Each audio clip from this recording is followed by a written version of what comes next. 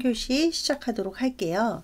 3교시는 남성 생식기계에서 진단 용어나 수술 용어 잠깐 살펴보고 이어서 피부계 들어가도록 하겠습니다.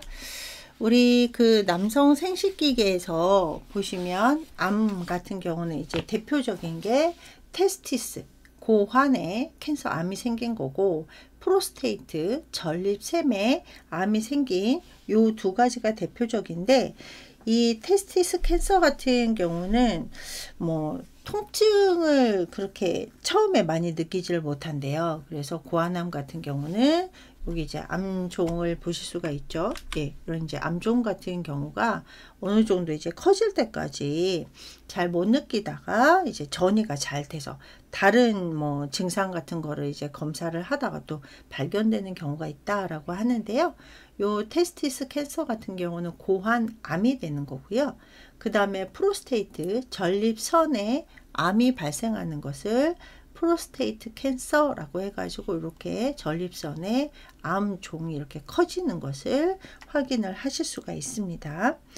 이 프로스테이트 캔서 같은 경우, 전립선 암 같은 경우는 우리 BPH도 마찬가지고 보통 이제 그 50세 이상인 남자분들한테서 발생을 많이 하는데요. 그러니까 젊은 사람보다는 연령층이 좀 있으신 분들이 많이 걸리는 질병 중에 하나가 이 전립선 암인데, 이거는 그냥 뭐 말로는 뭐 호르몬하고 조금 연관이 되어 있다라는 말이 있습니다. 그 다음에 수술 용어로는 서큐움이라는 말 많이 들어보셨을 거예요. 이제 포경 수술 같은 경우는 서컴시션이라고 해가지고 포경 수술을 이제 하게 되는데요. 우리 보통 이제 포경 수술 같은 경우는 뭐 유태인들의 그 관례, 의식에 따라서 할례라는 단어를 사용을 하기도 하죠. 네. 자, 근데 이 포경 수술 같은 경우, 서쿰 같은 거 할 때 이제 포스텍토미라고 해서 표피를 이렇게 절개를 해가지고 하는 이런 수술이 있고요. 그 다음에 이제 벨라노플라스티라고 해서 귀 둘을 조금 이렇게 성형하는 이런 경우가 있다네요. 뭐 모양이라든지 이런 것들. 그래서 성형수술, 플라스티라는 단어를 사용을 해서 이제 발라노플라스티라는 단어를 쓰고요. 자, 그 다음에 캐스트레이션이라고 해서, 캐스트레이션 같은 경우는 이제 뭐 우리 보통 이제 거세라고 해가지고 이제 우리 이제 정자나 난자가 나오는 것을 제거하는 이런 것들이죠. 그래서 이제 뭐 수컷, 우리 뭐 그냥 뭐 동물, 뭐 사람 다 합쳐가지고 이제 남성은 이제 고환을, 여성은 난소를 제거하는 것을 이제 거세, 캐스트레이션이라는 단어를 사용을 합니다. 자, 그 다음에 이제 올키액토미라고 해가지고 액토미, 절제술. 그래서 올키액토미 같은 경우는 고환 절제술이 되는 거고요. 그 다음에 똑같이 액토미를 써가지고 에피디맥토미라고 해가지고 얘는 이제 부고환 절제술이 되겠습니다. 자, 그 다음에 이제 바섹토미 같은 경우는, 바섹토미는 앞에서도 잠깐 얘기했다시피 우리 피임할 때 요 정관을 이제 그 절제를 해가지고 이제 뭐 피임하게 되는 이런 수술이 되는 거고요. 그 다음에 바소라이게이션이라고 해서, 라이게이션 같은 경우는 결차를 라이게이션이라고 했었죠. 그래서 바소라이게이션 같은 경우는 그 바섹토미 같은 경우는 절제를 해서 묶어 놓는 건데, 얘는 그냥 결찰, 묶어 놓는 것을 얘기를 하는 거고요. 자, 그 다음에 프로스텍토미 같은 경우는 전립선을 이제 절제하는, 이제 앞에서 얘기했던 이런 질환에 의해 가지고 이제 수술을 할 때 이런 용어를 사용을 하게 됩니다. 자, 그 다음에 이제 올키팩시라고 해서 이제 뭐 정류 고환 같은 거를 음낭 내에 이제 고정시켜 놓는 이런 이제 그 수술 용어를 올키팩시라는 단어를 사용을 해가지고 원래 자리로 이렇게 돌려놓는 것들을 이제 얘기를 하게 되는 거고요. 자, 그 다음에 바섹토미 또는 바소토미라고 해가지고 정관 문합술 아니면 이제 정관, 정괄, 이음술이라고 해가지고 이렇게 절개를 해서 들어가서 보면은 요 이제 정관, 바세오가 이제 보여가지고 절개를 하고 두 개를 이렇게 이제 차단을 한 다음에 이제 하게 되는 요런 방법을 이제 피임술로 해가지고 이제 정관 문합술이라는 단어를 사용을 하게 돼요. 자, 그 다음에 이제 요도 전립선 절제술이라고 해가지고 우리 그 프로스테이트를 이제 절제하는 이런 것들을 이제 경요도 전립선 절제술이라고 해서 TURP라는 단어, 그래서 TUR이라고도 하고 트랜스 유레스럴 리섹션 TUR이라고 하기도 하고, 그 프로스테이트를 붙여가지고 이제 그 전립선의 경요도 절제술을 하기 때문에 이제 TURP라는 단어를 사용을 합니다. 그래서 이 전립선 조직을 이제 절제를 하는데 요도를 통해 가지고 트랜스 유레스럴 요도를 통해 가지고 절제한다라는 의미라고 생각하시면 되겠습니다. 자, 그러면 여기까지 해서 이제 남성 생식기계 마무리를 했고요. 그러면 이제 피부계 살펴보도록 할게요. 이 피부계 같은 경우도 이제 피부에 대한 그 해부학적인 증상, 진단, 수술 용어를 살펴볼게요. 그래서 이 피부계 같은 경우는 이제 외피계의 구조, 그래서 이제 어떤 기능을 하는지, 그 다음에 이제 뭐 어떤 그 해부학적인 구조에 따른 증상이라든지 진단, 치료, 그리고 피부에 해당하는 검사 방법에 대한 용어를 살펴보도록 하겠습니다. 자, 먼저 똑같이 피부계도요, 예, 결합 용어를 한번 살펴볼게요. 우리 fat, 지방을 이제 fat라고 해가지고 가장 많이 사용하는 게 이제 리포라는 단어를 사용을 하죠. 그래서 지방종 하면 리포마라는 단어를 사용을 하는데요. 그거 말고도 에디포도 지방을 얘기를 하고요. 우리 뭐 피하 지방이라든지 지방층이라는 단어, 이제 피부에서 지방층 얘기하잖아요. 그럴 때 이제 에디포, 그 다음에 스티트라는 단어도 사용을 해요. 예, 그래서 스티트도 이제 그 피부에 있는 지방을 얘기를 한다.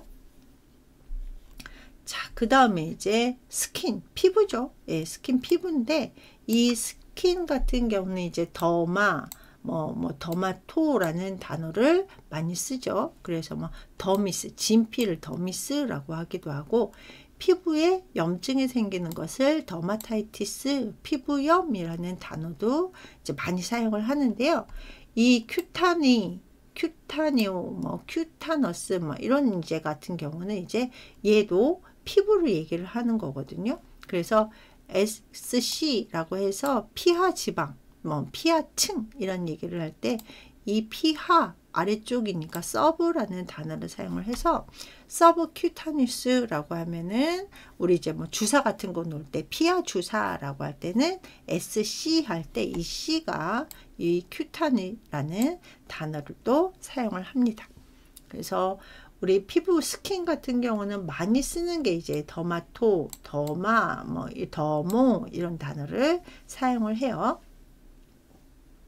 자, 그 다음에 이제 땀, 스웨트, 땀을 이제 스웨트, 우리 이제 피부에서 또 나오는 이런 이제 분비물 중에 하나가 이 땀인데요. 이 스웨트 같은 경우는 하이드로라는 단어를 사용을 해요. 그래서 뭐 다한증이라고 하면은 하이퍼가 많다라는 얘기잖아요. 예, 그래서 하이퍼 하이드로시스라고 하면은 또 다한증이라는 단어가 만들어집니다. 자, 그 다음에 각질, 각질 이제 허니 또는 이제 하드, 이제 뭐 딱딱하게 되어 있는 것을 각질이라는 말을 쓰는데, 이 각질 같은 경우는 케라틴, 케라토 이런 얘기 많이 들어보셨을 거예요. 그래서 케라토라는 각질이라는 이제 그래서 케라토시스 같은 경우는 SIS가 이제 무슨 증이었잖아요. 예, 그래서 각질증이라는 말을 쓸 때는 케라토시스라는 단어를 사용을 하기도 하고요. 또 콘이라는 단어를 사용을 하기도 해요. 예, 그래서 우리 이제 피부 가장 바깥쪽에 있는 각질.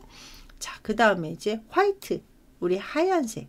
그래서 우리 피부에서 하얀색 하면 가장 많이 또 알비니즘, 뭐 알비노, 뭐 알비니즘 이런 얘기 많이 들어보셨을 텐데, 이런 이제 그 뭐 이렇게 형성이 제대로 안 돼 가지고 이제 피부 색깔이 완전히 하얗게 된 이런 백색증을 이제 알비노 또는 알비니즘이라는 단어를 사용을 하는데요. 그래서 이제 뭐 알비노, 알브 뭐 이런 단어를 쓰기도 하고, 류코라는 단어도 많이 사용을 하죠. 예. 그래서 류케미아, 뭐 백혈병 뭐 이런 얘기도 있고, 류코더마라고 해가지고 류코 하얀색 피부, 그래서 백반증이라는 단어를 사용을 할 때도요, 이 류코라는 하얀색을 의미하는 결합형 용어를 사용을 하고, 자, 그 다음에 반대로 블랙, 검은색은 우리 멜란이라는 단어를 사용을 하죠. 그래서 뭐 흑색종이라고 하면 멜라노마. 그래서 이제 뭐 그 블랙 얘기를 할 때는 멜란이라는 단어를 사용을 하고요. 자, 그 다음에 이제 데스, 죽은.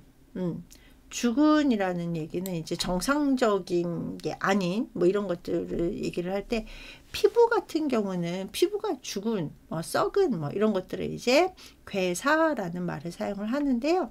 괴사 같은 경우는 이제 괴사증, 괴사는 네크로시스라는 단어를 사용을 해서 네크로라는 결합 용어를 사용을 합니다. 자, 그 다음에 이제 온니초가 있죠. 온니초 같은 경우는 뭐 네일, 손톱, 발톱 이런 것들을 이제 그 이렇게 앞뒤에다가 말을 붙일 때는 이렇게 온니초라는 단어를 사용을 해서 손, 발톱을 얘기를 하게 되고요. 자, 그 다음에 레드. 아무래도 그 피부 같은 경우는 피부 색깔에 따라서도 많이 이제 뭐 해부학적이라든지 뭐 질병이라든지 이런 것들을 하다 보니까 화이트, 네, 자, 봐서 색깔의 화이트, 블랙, 그 다음에 레드, 옐로우, 이렇게 이제 그 색깔을 의미하는 결합형을 이제 많이 공부를 하실 수 있게 되는데요. 화이트는 류코, 뭐 알비노, 알브라는 단어를 사용을 하고, 블랙, 검은 거는 대표적인 게 멜란, 그래서 뭐 멜라노마 뭐 이런 것들도 있었고요. 그 다음에 레드 같은 경우는 루비라는 단어를 사용을 해서 우리 이제 뭐 루벨라라고 해서 홍역, 뭐 루벨라 뭐 이렇게 할 때 이제 붉은색을 나타내는 루보라는 단어를 사용을 하고요. 자, 그 다음에 이제 피부에서 헤어, 네, 그래서 헤어 같은 경우 이제 털 얘기를 할 때는 이렇게 추리코, 트리코, 추리코 이런 식으로 이제 단어를 사용을 하게 되고요. 피엘로라는 단어도 이 털을 얘기할 때, 그래서 추리키아시스라고 하면 속눈썹 있잖아요. 예, 그 시스를 붙여서 속눈썹증이라는 단어를 사용을 하고, 그 다음에 이제 모소의라고 이제 모 쪽으로 이제 문제가 발생하는 이런 것들을 이제 필로디달이라는 그 단어를 사용을 해요. 자, 그 다음에 이제 젠스 같은 경우는 이제 노란색, 옐로우를 얘기를 하게 되는 거죠. 예, 그래서 젠수마 같은 경우는, 여기 젠수마 같은 경우는 황색종을 이제 젠수마라는, 우리 오마가 무슨 종이잖아요. 그죠? 그래서 젠수마 하면은 또 황색종이라는 단어를 사용을 하게 됩니다. 그래서 피부 같은 경우도 사실 뭐 피부가 이제 뒤에도 나오지만 워낙 이제 우리 몸에서 가장 큰 기관이고 이제 넓게 분포가 되어 있다 보니까 뭐 증상 용어라든지 질병 뭐 진단 용어 이런 것들이 굉장히 좀 많아요. 그리고 앞에서도 얘기했다시피 색깔이라든지 이런 것들도 자세하게 살펴보실 수 있어야 되고요. 자, 그러면 우리 피부에 대해서 잠깐 살펴볼게요. 피부라는 거는 뭐냐? 우리 몸에서 가장 큰 기관이래요. 그러니까 몸 겉에 외피를 다 둘러싸고 있는 게 피부다 보니까 우리 몸에서 가장 큰 기관이면서 피부만 모아놨을 때 면적이 2제곱미터 정도 되면서 무게는 한 4kg 정도 된다. 물론 이제 뭐 체격이라든지 뭐 이런 거에 따라서 뭐 아이나 뭐 이런 거 아이나 뭐 노인분들은 조금 달라지기는 하지만 일반 성인 기준으로 했을 때 무게가 한 4kg 정도 될, 그러니까 굉장히 큰 기관이라는 게 맞죠, 그죠? 그리고 이 피부 같은 경우는 피부막, 뭐 피부막에 대해서 여기 뭐 표피, 진피 나와 있기는 한데 이제 뭐 피하 지방까지 해서 그래서 피부막하고 부속 기관으로 구성되어 있는 게 외피, 우리 이제 피부라는 건데요. 자, 부속 기관을 살펴보면 털, 헤어 아까 있었고, 그 다음에 기름, 우리 그 기름종이 뭐 피부에 이렇게 나와 있는 기름을 이제 제거하는 뭐 기름종이라든지 이런 것들도 있었잖아요. 예.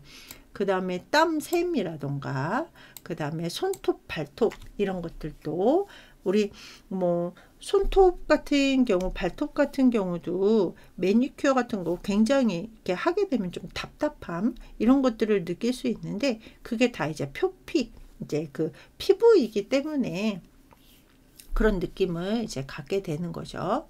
자, 다시 한번 보시면 이제 피부막이라는 것은 에피더미스, 표피하고 더미스, 진피로 구성되어 있는데 이 진피, 진짜 피부 더미스 같은 경우는 이제 그 확장된 혈관의 가지가 이렇게 뻗어 있어 가지고 어떤 기능을 하냐면 일단은 다양한 정보를 감지하죠, 피부에서. 그래서 누가 나를 접촉을 했는지, 어떤 물질이 내 피부에 닿았는지 이런 이제 접촉해서 정보를 이제 확인할 수 있고, 압력, 그래서 어떤 세기로 나를 이제 누르고 있는지 이런 압력을 알 수 있고, 온도도 피부에서, 그렇죠. 그래서 뭐 춥다, 덥다, 뭐 그 다음에 이제 뭐 그냥 적정 온도다, 뭐 이런 것들을 확인할 수 있고, 또 통증, 그래서 피부에 접촉을 했을 때 압력이 크거나 아니면은 이제 뭐 그 접촉을 할 때 뭐 누가 뭐 꼬집는다던가 때린다던가 이럴 때 통증을 이제 그 느낄 수 있는 굉장히 다양한 정보를 감지하고, 이거를 감지해서 그냥 피부에서만 느끼는 게 아니라 CNS 중추신경계에 전달을 해서 감각 수용기가 표피에 다시 또 이렇게 연결되는 이런 기능을 하고 있는 게 이 더미스, 진피다. 그 위에 에피, 몸을 이렇게 싸고 있는 표피가 있고요.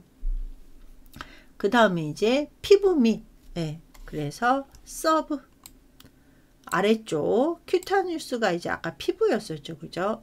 그래서 피하 조직이라는 티슈 조직을 해가지고 피하 조직이라는 말을 또 사용을 하기도 하죠. 그래서 이제 맨 겉에는, 뒤에 이제 그림도 나오기는 하지만 맨 겉에는 이제 각질층이 있고, 그 다음에 표피, 그 다음에 진피, 그 다음에 이제 그 피하 조직, 뭐 이런 것들이 존재한다 라고 생각하시면 되겠습니다. 자, 그러면은 이제 에피더미스, 표피에 대해서 잠깐 살펴보도록 할게요. 요 표피 같은 경우는 피부의 가장 바깥층으로서 가장 바깥층은 혈관이라든지 결합 조직이 없대요. 혈관이 너무 바깥쪽에 있으면은 아무래도 이제 뭐 손상의 위험이라든지 이런 것들이 있으니까, 그러니까 이 겉껍질이라고 생각하시면 될 것 같고요. 그 다음에 한 두께는 한 0.5에서 1mm 정도 되는 평평 상피 조직이라고 해서 스쿼스무스 에피세리얼 티슈라고 해가지고 평평, 스쿼무스, 평평한 에피세리얼 상피 위쪽의 조직이다 라고 생각하시면 되겠습니다.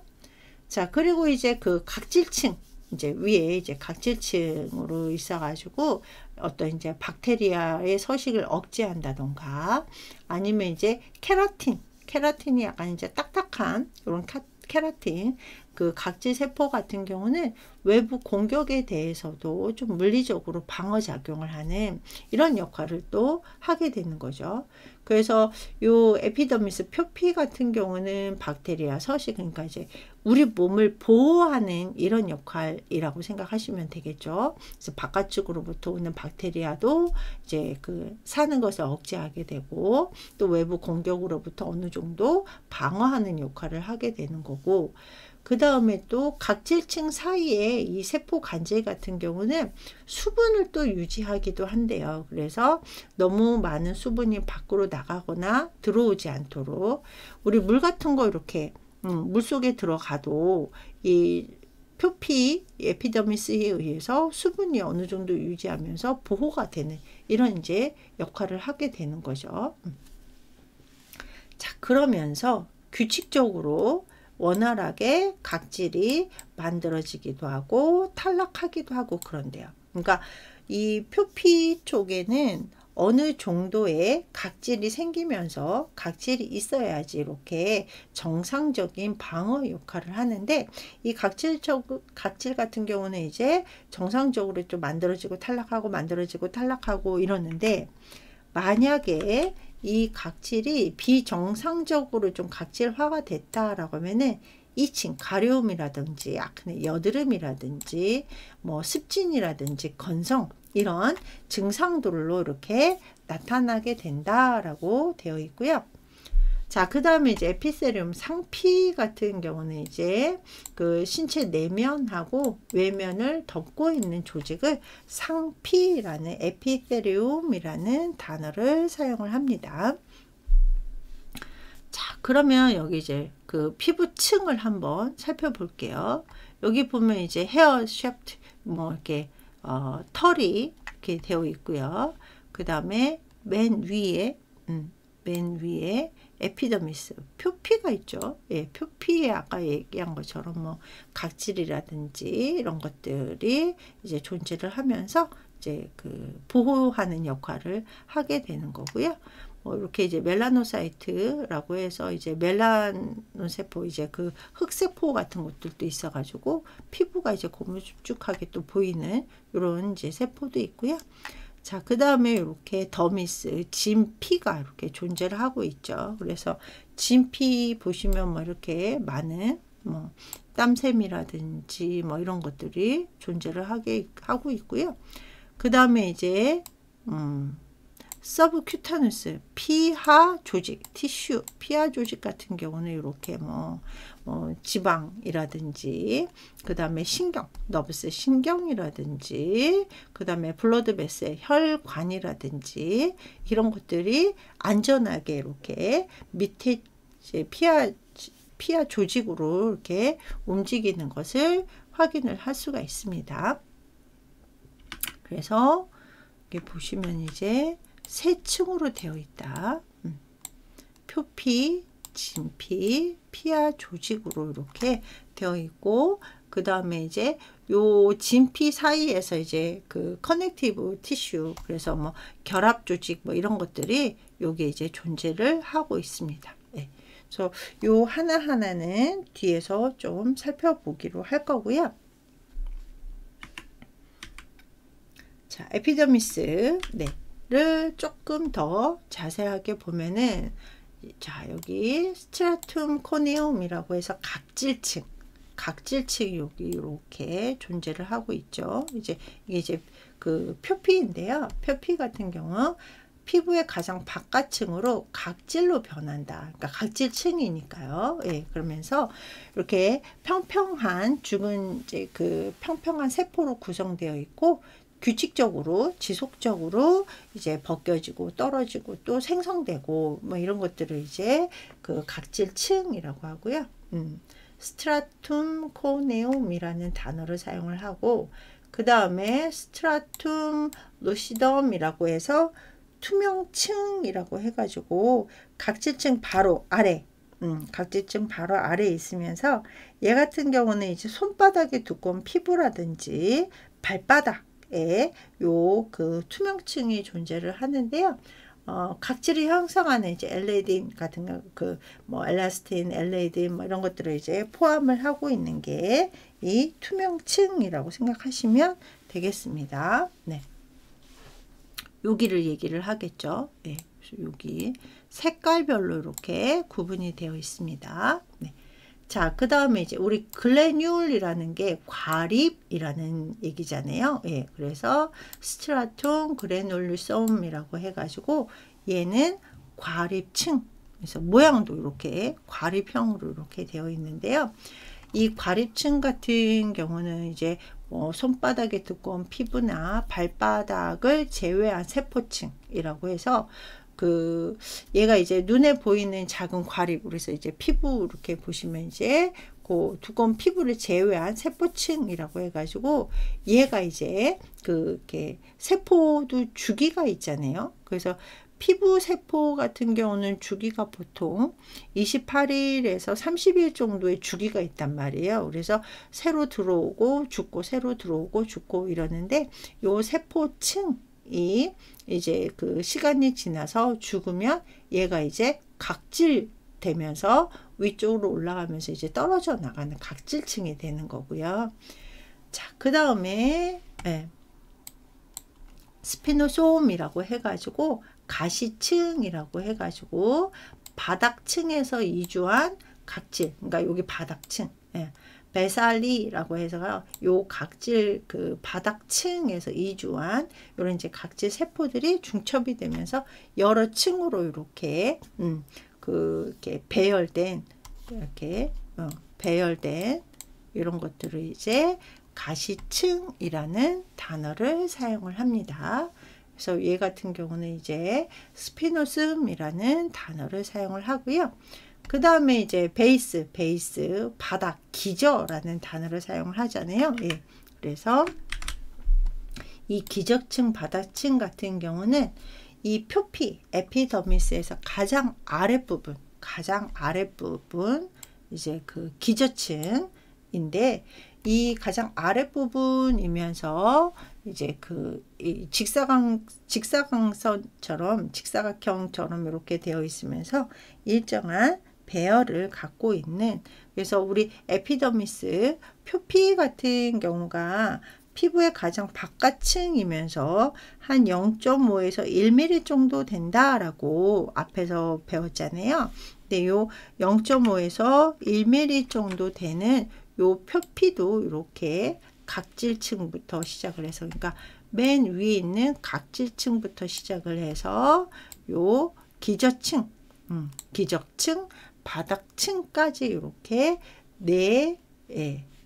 다섯이죠. 하나, 둘, 셋, 넷, 5층을 이루고 있다라고 기억을 해 주시면 되겠습니다. 그래서 각질층, 투명층, 과립층, 가시층, 기저층 이렇게 이제 표피가 되어 있고요.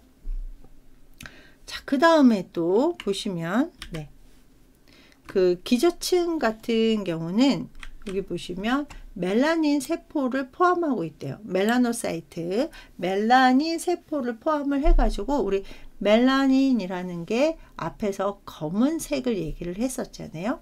그래서 검은 색소를 포함하고 있다 보니까 요 검은 색소의 양에 따라서 인종 간의 피부색이 또 차이가 있다. 그래서 이 멜라노사이트, 멜라닌 세포가 많으면 아무래도 이제 피부색이 더 검어지게 되겠죠. 그래서 우리 이 말 괜찮죠? 흑인, 백인, 이런 식으로 이제 아시안 인종 이런 식으로 해서 요 구분, 사람의 인종의 피부색을 구분 짓는 것 중에 하나가 이 기저층에 있는 멜라닌 세포, 멜라노사이트에 의해 가지고 구분을 할 수 있다. 그래서 이 멜라닌 세포, 멜라노사이트가 표피에 이동함으로써 피부가 더 검게 나타나는 이런 것들을 볼 수가 있고요. 요 멜라닌이라는 것은 요 멜라노사이트, 멜라닌 세포에 의해서 만들어지는 건데 얘가 이제 그 양에 따라서 갈색, 노란 갈색, 검은색 색소 이런 식으로 이제 나타난대요. 그래서 우리가 보통 이제 피부가 검은 이런 이제 그 사람들 같은 경우는 좀 더 많은 멜라닌 세포를 가지고 있게 되고요. 자, 그 다음에 얘가요, 여기 보시면 피부암을 일으키는 자외선의 해로운 효과에 대항한대요. 예, 그래서 우리가 보통 뭐 기미라든지 뭐 점이라든지 이런 것들도 사실은 이런 이제 그 해로운 효과에 대항하기 위해서 만들어 놓은 이게 이제 뭐 기미가 되기도 하고 뭐 점이 되기도 하고 뭐 반점이 되기도 하고 이렇게 되는 거죠. 그래서 이 멜라노사이트 멜라닌에 뭐 보시면 이제 그 강한 자외선에 노출이 되면 얘가 이제 생산이 증가한다. 예. 그러니까 생산이 증가한다라는 것은 자외선의 이제 그 위험으로부터 뭔가를 이제 보호하기 위해서 이제 해로운 효과에 대항하기 위해서 만들어진 뭐 이런 것들. 그래서 보호 반응으로 이제 썬팅 역할을 하게 되는 거고요. 또 이게 멜라닌이 자외선을 제대로 흡수하지 못하게 되면 선번. 예, 그래서 이제 우리 뭐 그 화상에서 이제 그 맨 앞에 예, 이제 그 선번 같은 경우는 자연 치유가 되기는 하지만 이제 태양으로 인해서 이제 화상을 입게 되기도 하는 거죠. 그래서 이제 그 약간 멜라닌 세포가 많은 사람보다 적은 사람들이 햇볕에 굉장히 약한 이유가 그래가지고 이제 뭐 햇볕에 약해가지고 뭐 선글라스를 낀다던가 뭐 로션 같은 거 많이 바른다던가 뭐 모자를 많이 쓴다던가 뭐 이러는 것 중에 하나가 요 멜라닌하고 연관관계가 굉장히 크다. 네. 자, 그래서 오늘은 여성 생殖기계 마무리했고요. 남성 생殖기계 잠깐 살펴봤고 피부계 시작을 했습니다. 그래서 이 피부계 같은 경우는 다음 주에 좀 더 이렇게 쭉 이어서 자세하게 공부를 해 보도록 할게요. 자, 그럼 우리 학생들 이번 주도 수고하셨습니다.